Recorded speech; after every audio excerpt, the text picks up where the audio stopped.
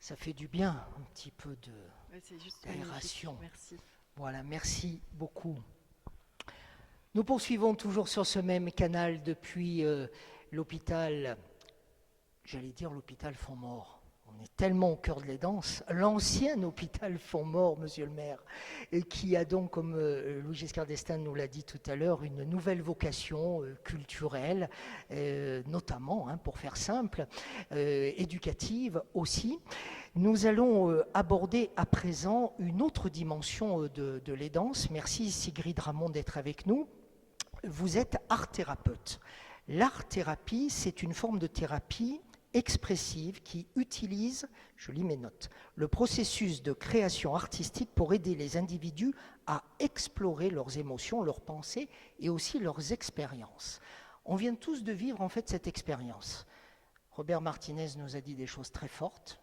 Le docteur Geneste a insisté sur telle ou telle de ces dimensions. Nos amis musiciens provoquent en nous quelque chose. Qu'est-ce qui s'est passé?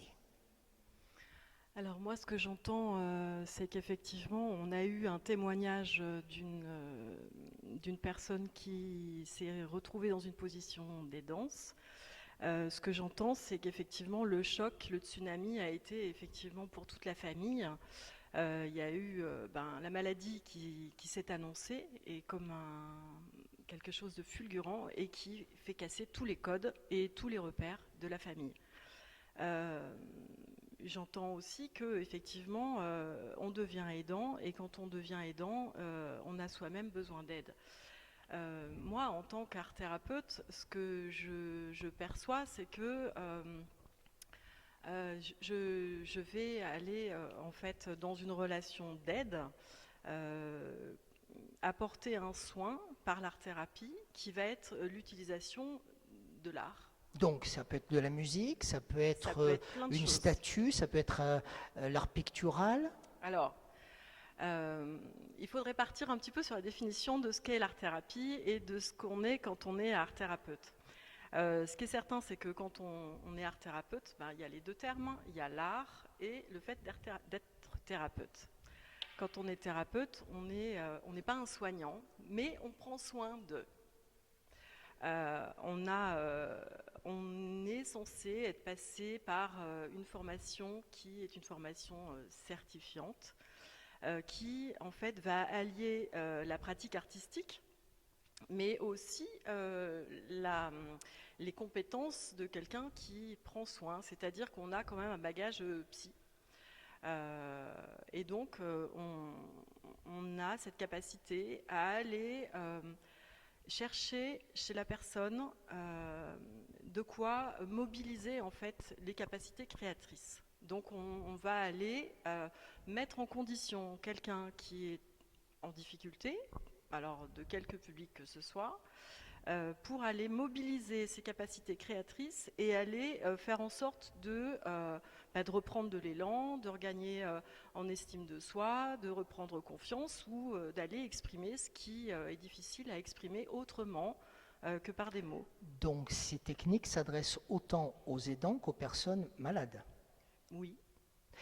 Est-ce que vous décidez avec la personne qui vient vous voir si ce sera une musique, si ce sera un tableau, si ce sera une œuvre d'art? Alors, en réalité, j'ai envie de dire déjà que chaque art thérapeute est différent dans le sens où on devient art thérapeute en ayant sa propre pratique. Alors vous, Donc, c'est quoi, Sigrid?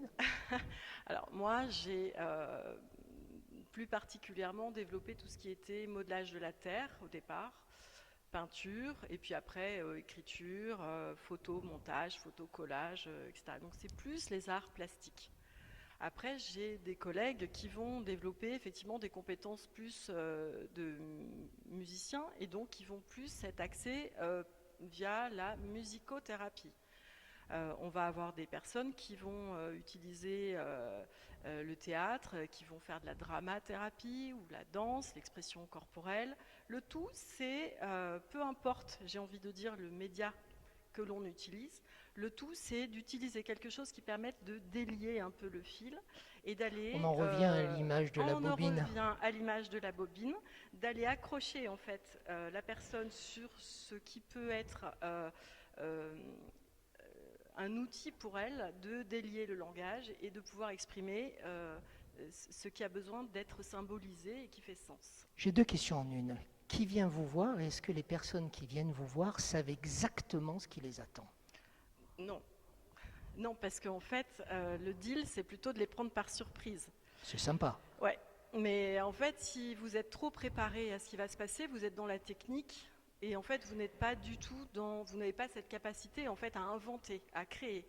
Nous, on va mettre en condition en fait la personne pour qu'elle puisse entrer en processus créatif. C'est-à-dire que si j'ai une prof de français et que je lui fais faire un atelier poésie, je vais être dans un déroulé technique qui n'a pas grand intérêt. Par contre, si cette personne-là a une sensibilité, ou même qu'elle ne connaît pas, à pouvoir aller explorer un bloc de terre, ou à pouvoir simplement fermer les yeux et partir parce qu'elle n'en a plus les capacités motrices, simplement de laisser voguer son imaginaire, elle va effectivement pouvoir explorer d'autres façons de faire pour pouvoir trouver les mots, donner du sens à ce qui ne s'exprime pas, voilà, ou qui a du mal à s'exprimer. J'ai une dernière question, Sigrid. Qu'est-ce qui vous anime, vous, dans cette approche, justement, de cette technique qu'est l'art-thérapie? Je pense qu'on ne devient pas art-thérapeute par hasard. Alors j'ai un peu de mal à entendre tous ceux qui sortent de la période Covid et qui veulent tous devenir art-thérapeutes parce que ils ont vu qu'il y a certaines formations un peu rapides qui proposent ça, et via les cahiers de coloriage, mandala et autres choses que l'on peut trouver dans les très bonnes librairies, soit dit en passant. Il y a effectivement à avoir pu éprouver un besoin de se dire, d'exprimer et d'avoir trouvé soi-même un chemin pour pouvoir aider quelqu'un qui a besoin de s'exprimer. Donc moi, ce qui m'a animée, c'est effectivement au niveau personnel le fait d'avoir dans une partie de ma vie eu quelque chose de compliqué à exprimer. Et moi, ça a été de travailler la terre. Voilà, je ne sais pas si je réponds à votre question. Si. Voilà, mais chacun doit effectivement trouver sa propre voie et avoir éprouvé effectivement certainement des difficultés. Je veux dire, on ne devient pas art-thérapeute par hasard.